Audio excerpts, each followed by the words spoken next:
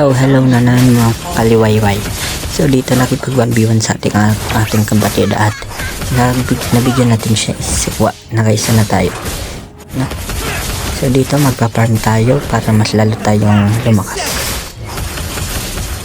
At bandang mid lane is nabibigyan natin siya dahil siya ay nagkamali ng kalaban. So ito is panoodin nyo lang hanggang sa last kill niya hanggang siya ay mag-surrender.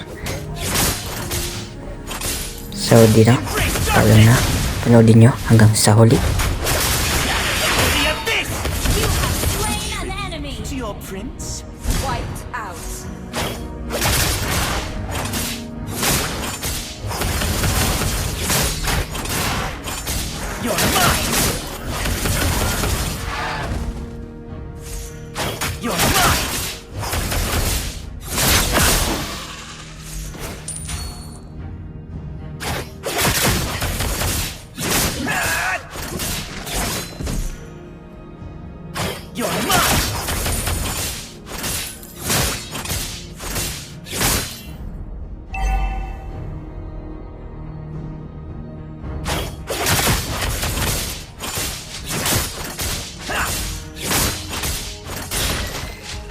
Exhilarating!